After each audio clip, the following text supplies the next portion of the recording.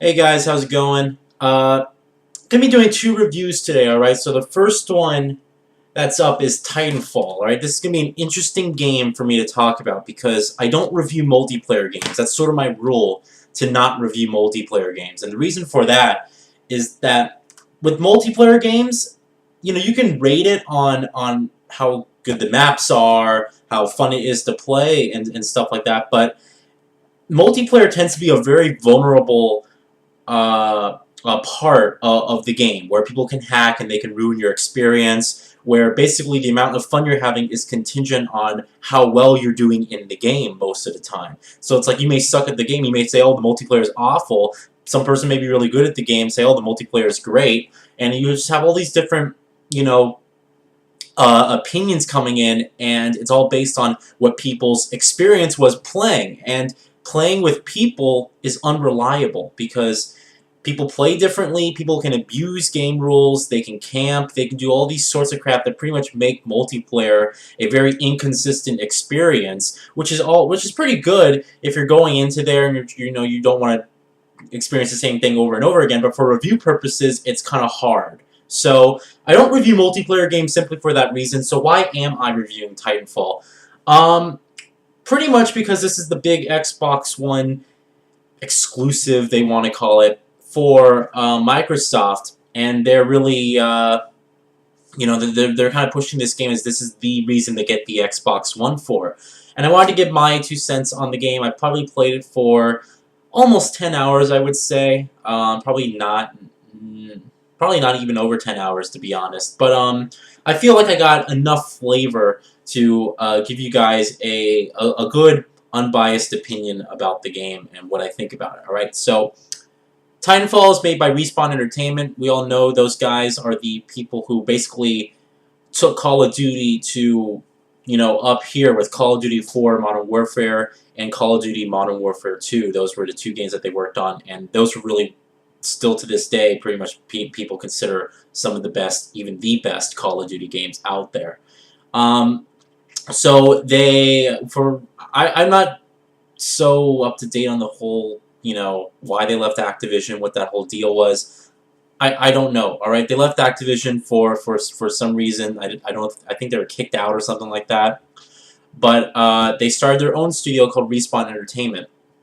So it's gonna be blatant apparent to anyone out there who plays this game that it feels very similar to Call of Duty. The controls, it's very spot on, very sensitive, very fast paced, like Call of Duty. You move quicker than your typical Call of Duty game, and you're going to see me making references to a lot of other games in this review, quite simply because this game has a whole plethora of different games all mashed into one. It's basically what Titanfall is. So with Titanfall, you have the controls and the feel of Call of Duty, mixed in with strategic combat, sort of like Battlefield, but with a vertical level design like the games from Crysis, mixed in with some parkour elements from a game like Mirror's Edge. So you have like all these different games. You have mechs and stuff like that, and it's like all these different things just mashed up into one. Now this all may sound great, and it may sound actually reinvigorating because it's like, wow, the first-person multiplayer genre it's just been so boring. Everything's been the same. These companies rehash the same games every single year, every 2 years, and it's really, this genre's been aching for something new, something reinventive, and something that's really exciting and awesome. Titanfall, I can say, is a step in the right direction. However, it's not the game that's going to change the first-person shooter multiplayer genre, if you will. It's not that type of game. Titanfall is a really fun game to play, but its formula tends to get old pretty quickly, and I can say, actually, surprisingly quickly. It does. I'm going to go over the different types. They have like their classic multiplayer, then they have their campaign multiplayer. This game's only online. Everyone knows that. It's the multiplayer-only game. There is no single player. There is no way you can play it single player. You can't even go to a private lobby, create your own custom match, invite your friends, and just, I don't know, play the thing offline. You can't do that. There's no way you can even boot this game up without having an Xbox Live Gold membership. So basically, you pay $60 for the game, and then if you don't have an Xbox Live Gold membership, you pay for a subscription. Now, they do give you a 2-day Xbox Live Gold trial when you do purchase the game, but it's kind of a, it's only 2 days. Bottom line is, you pay $60, you get a multiplayer-only game, and then you have to pay like another fee on top of that in order just to play the game. So in that respect, I kind of get pissed a little. Not because I don't have Xbox Live Gold. I have Xbox Live Gold. I'm always going to have Xbox Live Gold. I'm always going to have PlayStation Plus. I'm always going to have those services. But it's the fact that I'm required to purchase something extra when I already paid full retail price for this game. Now, everyone wants to be flipping out and saying it has no campaign, it has no campaign, it has no campaign, it's only multiplayer. And everyone's flipping out like this is a huge deal. Guys, Sony did this the first year of the PlayStation 3. Who remembers Warhawk? That game Warhawk. It was a multiplayer-only PlayStation 3 exclusive that released within the first 6 months of the console's release date, I believe. One of my favorite multiplayer games of the past generation was Warhawk. I loved the game. It was excellent. The only thing is, Sony did something different. They did actually a really good, smart consumer thing, and I actually applaud them for doing this. And this is way back in 2007, before multiplayer became what it is. This is before Call of Duty 4 came out. What Sony did is they cut the price down to $40 for the game, or you can buy the game $60 and you got a headset to talk people with. With Titanfall, it's just $60. You're paying literally the same price for Titanfall as you would for a full retail game that has the full 20-hour campaign, that has all the multiplayer, that has the co-op. And to be honest, the amount of content that you get with Titanfall isn't so vast and as large as you'd expect. So you're paying $60 for a full retail game. I don't want to factor price into my reviews. I don't like to do that, but from a consumer standpoint, people want to know how much content it comes with and how much it's going to cost you for that content. Just keep in mind that when I actually rate the game at the end of this video, it's not going to include the price factor in there. So Titanfall includes 15 maps and 5 game modes. So 15 maps is basically a little bit more than what you get with your typical Battlefield or Call of Duty. I believe they have about 8 to 10 maps in those. But still, 5 game modes. Battlefield and Call of Duty offer 10, even 10 plus game modes that you can play on a variety of maps. You only have 5 game modes, and the problem with these game modes is that they're pretty much the standard fare for all first-person shooter multiplayer. You have your hardpoint domination, you have capture the flag, you have your team deathmatch, you have your Last Titan Standing, which is pretty much the only unique game mode where everyone gets a Titan, you can jump in, you shoot, and basically there's no respawns. And you can get out of your Titan, but you have to destroy all the enemy's Titans before the game actually ends. And again, there's no respawns. And then you also have Soldier Hunter, I believe it's called, something like that, or Pilot Hunter, which I played once, and I think it's kind of hard. I'm trying to remember because I played it only once. I don't know if it has mechs. I'm pretty sure it does, but it's just some other game mode that I think there's no respawns or something for just the pilots. I have no idea. So, but you do have that extra game mode in there. But 5 game modes, these get old pretty fast. What you're going to do is when you pop into this game, you're going to play all the game modes. You're going to be like, okay, this is my favorite immediately. For me, Hardpoint Domination was my favorite. That's my favorite game mode. And I tend to go and play that mostly, when I jump into the game. The multiplayer, it's easy to get into, and it's actually not that difficult to actually do well. If you play Call of Duty, you're going to feel right at home with these controls because it's so fast-paced. And it's very similar to the latency, how it's really low and how everything's precise. And that typical Call of Duty arcade feel is basically what this game has. I like the game. I did have fun with the game. I liked it a lot. It's just the fact that people are treating this as the go-to game for, like, this is the reason you have to buy an Xbox One. And to be honest, I played this game for about a week, and I pretty much got I played for probably about 2 hours a day for like a full week, except for like the first day I got it. But after the first day or two of me getting this game, I pretty much started playing it for no more than 2 hours a day, and you know, just jumping in there and just having fun with it. And sometimes it would even be less depending on how well I would do.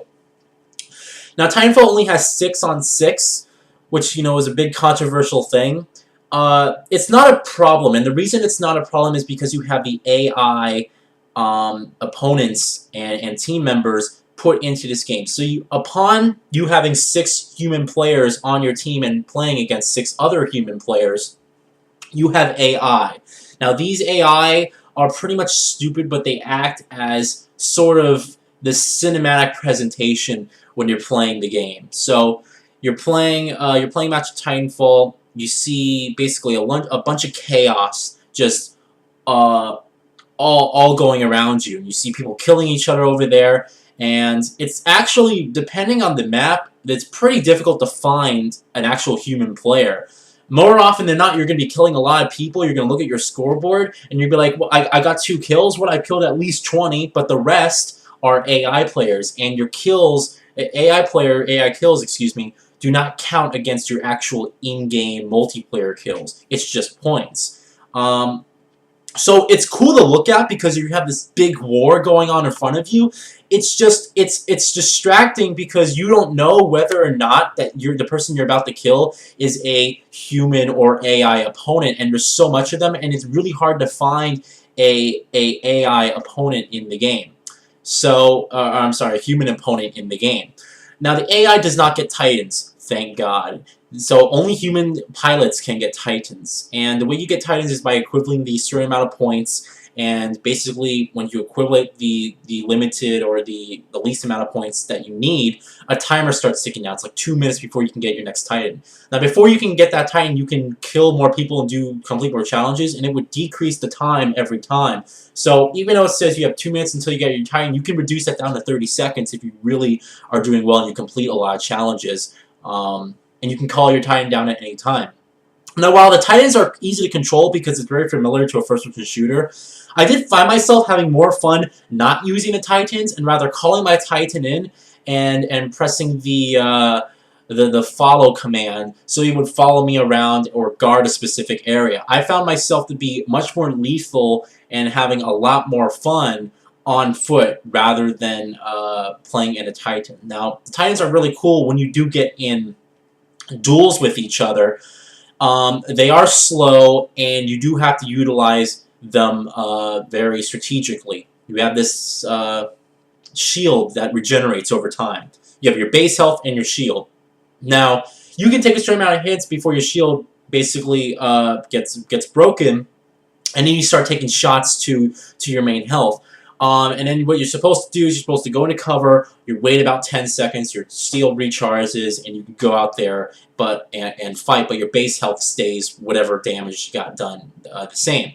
So that's pretty much, this is pretty much your typical match in Titanfall. You're going to deploy, you're going to kill a lot of people. Let's say you're playing Team Deathmatch, for example. You're going to kill a lot of people, your Titan's going to get called, you call in your Titan, boom. You get in your Titan, you kill a couple people, your Titan gets blown up when you're in a duel, you eject, and then you basically repeat. That's it. Deploy, shoot, kill, call in Titan, fight Titan, eject from Titan when destroyed, repeat. So that's pretty much the same formula.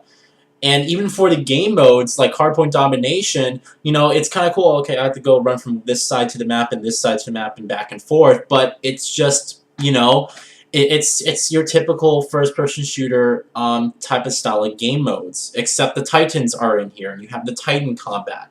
And, you know, it's the game tries to differentiate itself, and I think it does a decent job at doing that. It's just that you can't help but feel like you're playing a mishmash of all these other great games into this game. Now, graphically speaking, Titanfall runs at 792p. Alright, some weird resolution I never heard of. 792p on the Xbox One. The game is the equivalent graphically, because I do actually have the PC version and I played a little bit of it. The game pretty much is on par with the very high, insane quality of textures in the game. So basically the graphics are pretty much equivalent to max settings, maybe a couple of other enhancements turned off of that you're getting on PC. Except you're playing at 792p. However, Respawn does use exceptional anti-aliasing. I think they're using like 2x MSA, probably 4x MSA, because the anti-aliasing is done really well, so you don't see a lot of jaggies, except for, you know, obvious thin objects like grass and gates and stuff like that. So I was impressed with the graphics. The problem is that the game's frame rate tends to dip. Now, it doesn't dip horrible. At least for me, it wasn't like a horrible dipping into like the 15, 20 frames per second. But it runs 60 frames per second, then it dips to like the 40s. It's pretty much anywhere from like 35 frames per second to 60 frames per second max. And that's what you're doing. Obviously, when more stuff blows up, it's gonna chop up more and stuff like that. So it's it feels like the game could have used like a 1 or 2 month delay for them to really maybe up the resolution and maybe fix or pad out the frame rate so it wasn't so inconsistent. There is a lot of screen tearing, and I'm contemplating whether or not the game actually has vertical sync on, because there is a lot of screen tearing, especially when you're viewing the cutscenes or you're in the ship waiting to deploy. You just like turn around, the screen starts tearing up, and you're just like it's annoying, you know. Sometimes it happens in combat and it really kind of sucks. There's just like a lot of screen tearing, so I don't know if vertical sync is enabled, but it's not really that efficient or something like that. But it's a lot of screen tearing, and there's frame rate drops here and there. So the game really could have used a 1 to 2 month delay, because you know there's a good. Respawn actually said that themselves that they're thinking of upping the resolution to 900p in a future update to 900p with FXAA and 1080p with no anti-aliasing whatsoever. So, you know, they're gonna still work on the game. They're gonna patch it. They're gonna make sure it's fine. But I'm not waiting 3 or 4 months for them to do that. I'm gonna tell you guys how the game is in its current form 2 weeks from its release. Or it's only been like a week from its release. That's right. Hasn't been that long. So the game's fun to play. It just has this formula that you're gonna be playing, and it's sort of like the same thing over and over again. If you enjoy Call of Duty, you're going to enjoy this game. If you love first-person shooter multiplayer games, you're gonna love this game, no doubt. You know, it's pretty much on par.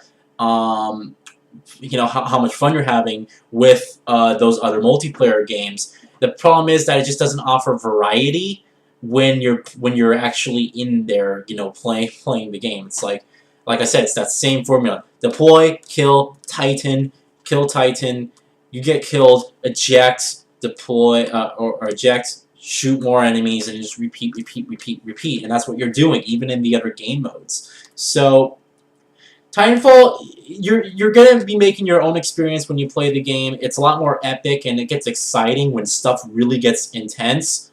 But keep in mind that for anyone who missed this, if you only have a PlayStation 4 and you're looking for a reason maybe to buy an Xbox One, get into an Xbox One, and this game kind of caught your interest, I don't think it's really the system-selling game that from Microsoft is going to be touting it as. I think that there's a lot more exciting things coming out later this year for the Xbox One exclusively, and for Titanfall, I think it's a fun game, but it's not an amazing, oh my gosh, this is a reinvention of this is what we needed in the multiplayer genre type of game. It's just a fun multiplayer game that pretty much falls in the same category as the other multiplayer games with the same formula over and over again. When you're just doing the same thing. So, the campaign of this game, it has a story. I can't even tell you what it is.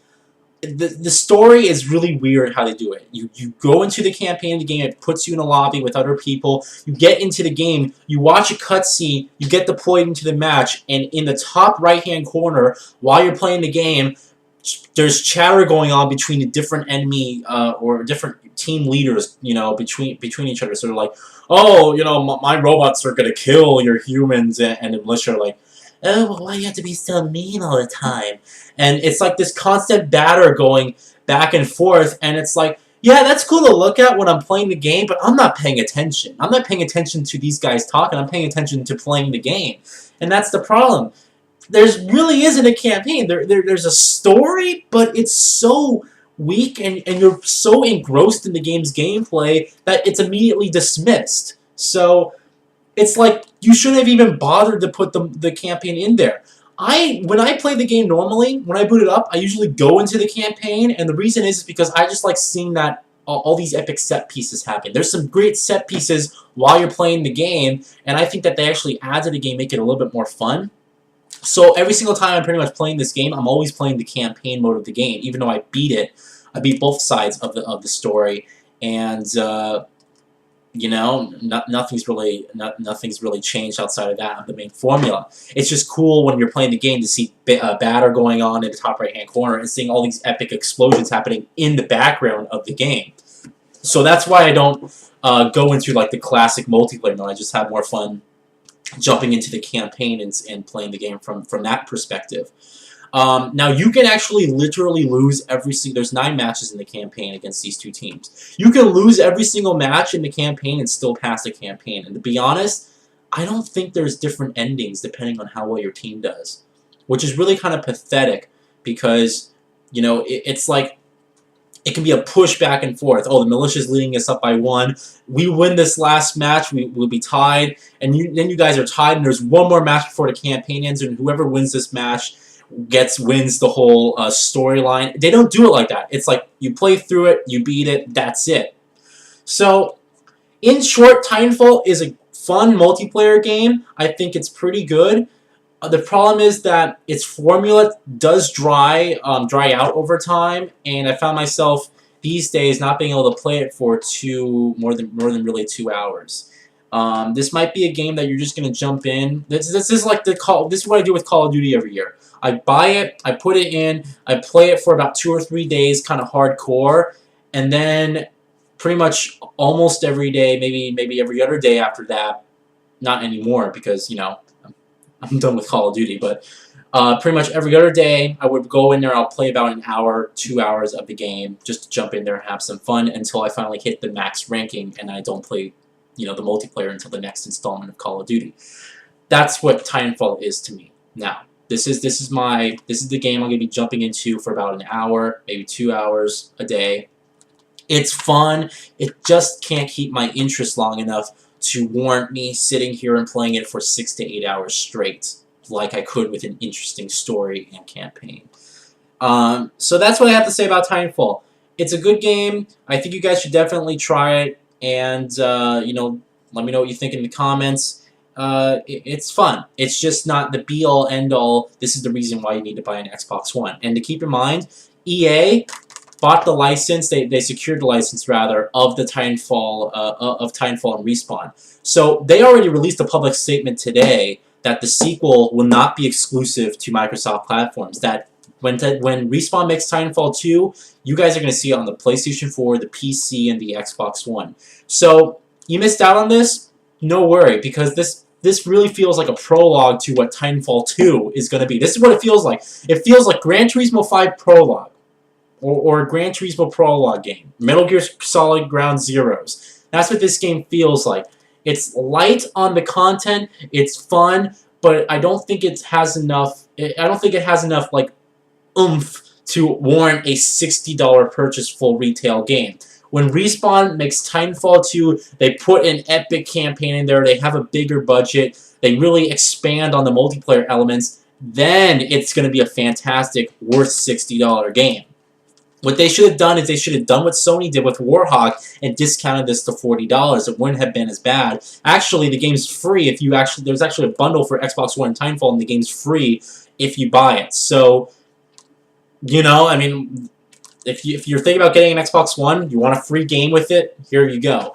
But you know that this isn't the system seller I think that Microsoft hoped for, and if this is the best that they have to offer, I'm extremely disappointed. And you know, they could definitely do better. So I'm gonna give Titanfall a 4 out of 5. It's fun. It just dries out over time, pretty typical of other games in its genre, and it can be improved. I think it's going to definitely be much more improved upon in the sequel of with Titanfall 2. Hopefully, they'll add a huge, good 6 to 8 hour campaign, maybe even longer, and then have an expanded multiplayer universe. That's going to be really cool. So, Titanfall's fun. It's just not amazing. I give it a 4 out of 5. Thank you guys for watching. And I'll see you all for the next review coming up in quite pretty shortly. So, see you guys.